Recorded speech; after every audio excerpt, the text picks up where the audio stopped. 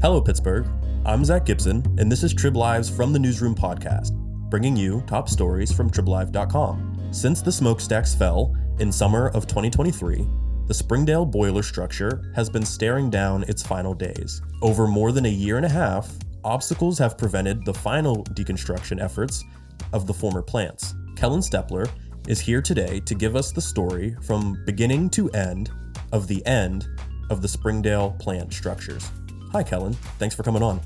Hi, Zach. Thanks for having me. Absolutely. As always, I'm going to have you give us a overview of the Springdale plant. Tell us about what it is, what it did, and this final chapter in its story. Right. So for decades, the power plant in Springdale, or the Cheswick Generating Station, was just kind of iconic to the community. The high school's mascot is the Dynamos.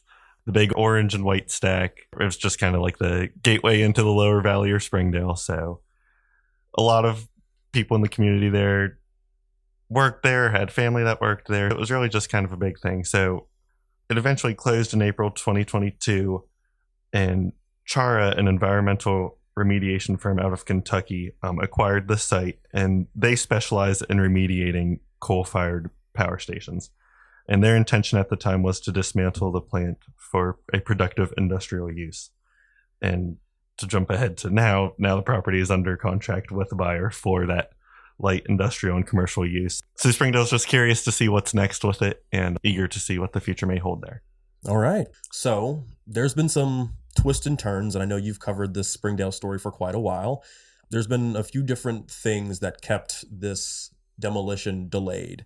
We're going to get into those right now. I want you to tell me first about what happened after the smokestacks fell in 2023.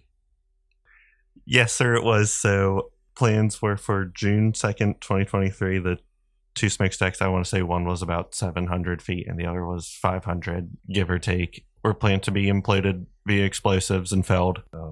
That was also just kind of a big thing since that was kind of the landmark. So I think the morning of June 2nd, almost everyone in Cheswick and Springdale maybe on their porch or wanted to watch kind of what their history come falling down. And when the stacks hit the ground, there was an air blast that sent dust and debris into the neighborhood, and it also knocked out power lines and caused an electric surge in about Springdale, Cheswick, and Harmer. No one was hurt at that time, and there's a lot of cleanup efforts afterwards and things like that, and a lot of people are like, oh my gosh, like I can't believe. I mean, everyone's seen the videos of people in the AK Valley can remember those videos. So in fact, the DEP actually issued about a $39,000 fine as a result of that, but dust somewhat settled from that, and it was time to move on to September, where there were also plans to implode the boiler house. And that's the big structure. It's about 13 stories closer to Porter Street and the river. And that was scheduled to be imploded end of September 2023. But just days before that, 16 Springdale residents in that area and then up on Pittsburgh Street and Washington Street and Duquesne Court banded together and filed an injunction suit in the Allegheny County Court of Common Pleas. They were claiming that the smokestack and chimney implosion from June caused property damage and health issues, and that an implosion of the boiler house would have caused more harm to the community. So everyone went downtown into court, and while that case was beginning, it was not feasible for the implosion to go on through the trial. I mean, there are a lot of people that testified. The residents testified, borough officials, company officials that pulled off the demolition the first time and are continuing to remediate the site, Allegheny County Health Department, DEP. I think the judge even went on a site visit to see what was going on. Through that, the companies were maintaining that doing it with explosives was safe. They had a safety plan that was sufficient and adequate for an implosion, and the residents also did not meet the requirements for the injunction to be granted. That was part of the company's argument. So that was ongoing, ran through about December of 2023. Judge McVeigh ruled in favor of the plaintiffs and granted the injunction.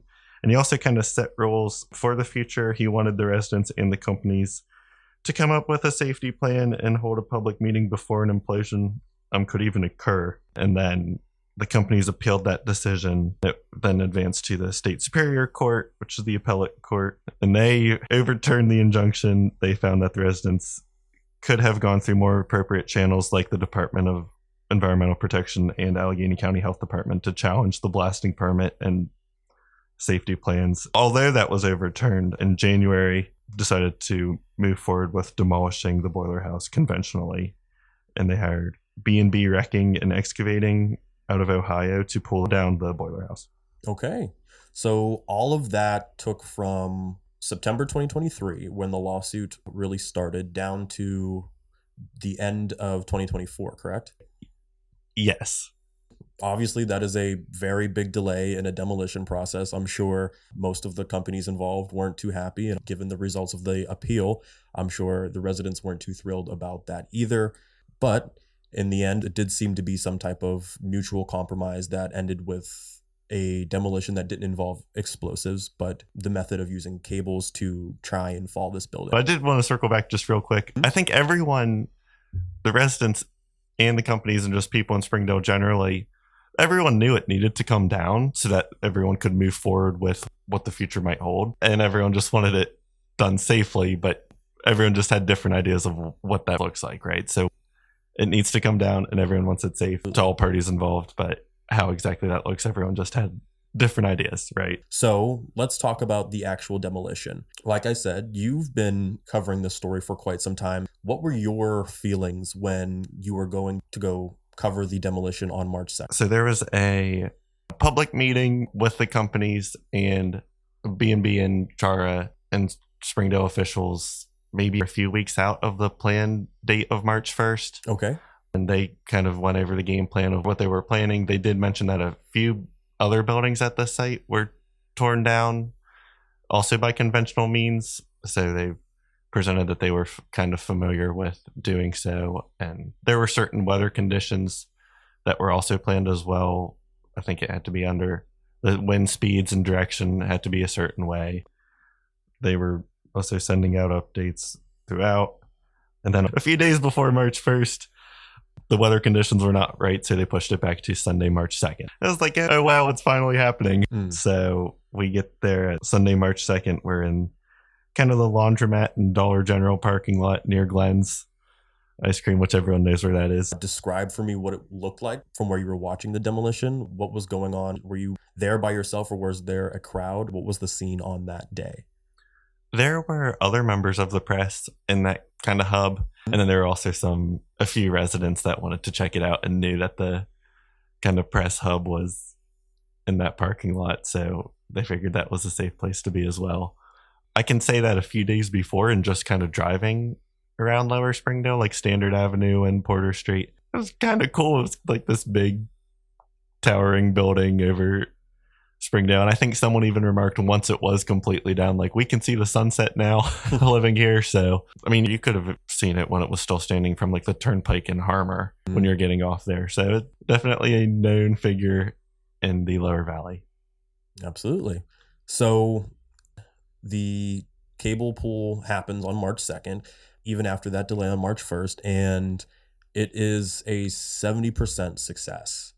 So something happens and it leaves a decent part of the building structure still standing. Now, the president of Chara Environmental Redevelopment Group, Scott Reshley, was there, and he gave a little bit of explanation as to why 30% of the building was still standing. What did he have to say? Right. So essentially, my understanding is that the boiler fell more straight down instead of falling to the west. And if it had fallen to the west, the rest of the coal section would have traveled with it. So there apparently was some sort of issue with the cable. But they also said that that remaining 30% was stable. And there were 3 households on the lower section of Porter Street across from the structure. And they, out of an abundance of caution, placed in hotels for the week leading up to the final date of March 8th. What do these residents have to say in this leading up to this final demolition? What's the general consensus of being rid of or losing this structure that they are so familiar with? I think there may have been a few that were a little nervous of the plans, just because, like, who wouldn't be there with any sort of Demolition that's right across the street from you. It might be like you're hopeful that it goes well and that everyone is able to remain safe. There are also people that just wanted it over.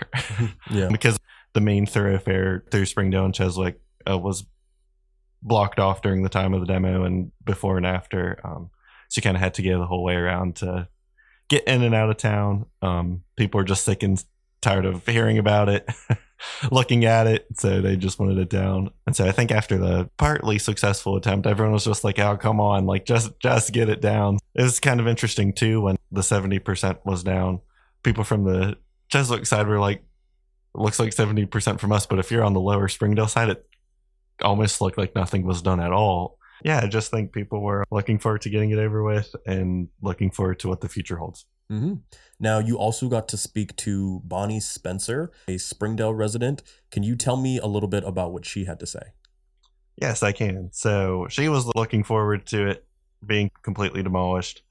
She's been living in her house for over 30 years and is kind of used to the plant being there. So she's just curious what the future may hold next, much like everyone else down there. Because, I mean, it'll definitely affect the community with what goes on. And I do think that whatever it is, it'll provide an economic boon, either just as much, if not more, than when the plant was in operation.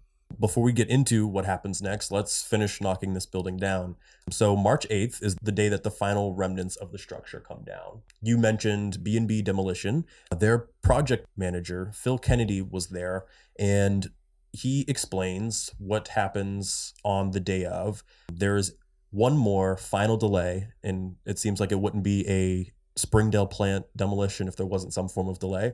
So in keeping with the tradition, instead of their 9 to 11 a.m. window that they put out, it ended up happening a little bit after 1 p.m. So tell me about the rest of this deconstruction on March 8th. Yes, it's my understanding that part of that time delay on March 8th was due to the construction crew losing a day throughout the week. There were some pretty high winds on Wednesday.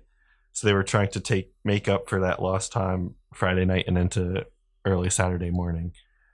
So, and then also, as stated, there were certain conditions. It is kind of a dangerous demolition because, I mean, no one expects to tear down half a building that was already demolished. It appeared that they were working pretty meticulously to make sure that would go off with no injuries or issues.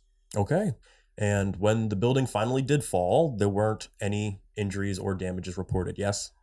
That's my understanding, yes. So now that the building has been fully razed and there's nothing on the site, it's time for cleanup. Dave Landis, who was among the residents in Lower Springdale, was not too happy about the scene that was left after the buildings came down. The dust and the condition of his lawn afterwards. So what did the scene look like once the dust finally started to settle? Yes, so I was up on the Barking Slopes area in Plum, so I could have had a bird's eye view from there. And there was a dark cloud that kind of made its way through that lower portion of Springdale. Dissipated, I would say, relatively quickly. At the site itself, the boiler house was the last remaining structure there. Everything else, like the trestle bridge, the stacks, other buildings, were already taken care of. Tell us about the cleanup process. How long is it expected to take? And what Scott Reshley has to say about what could happen after the cleanup is all finished. Yeah, so it's probably going to take a few more months to put the finishing touches on remediating that site. But it's my understanding that property is under contract or in the works for a future buyer. And because of that, the details and specifics aren't disclosed publicly, but the plan is for a light industrial or commercial use there, which is what it's zoned for. Just to stay tuned for the upcoming weeks and months to see when that announcement will come out. And I do think there's been some borough officials and residents, hoping for something. I mean, everyone in Allegheny County or every municipality and school district has kind of had issues with property reassessments. I know Springdale had about 18 or 19% tax increase this most recent budget season due to property assessments. So having something come in that can provide that economic boon, I think that's where people are at and hoping that they can fill the gap there in Springdale. Okay. Kellen, well, thank you for coming today to help fill us in on this topic. I'm sure you're thrilled to be at the end of this demolition story and looking forward to seeing what's next from you. For sure, it was a fun story to report on because it's really an issue that impacted a lot of people in Springdale and Cheswick, and we're all just looking forward to see what's next. Thanks for joining. If you enjoyed this week's episode, share the podcast to help keep Western PA locally informed with insightful discussion and the latest news from your area. It's an easy way to spread the word, and it helps our podcast reach more people like you.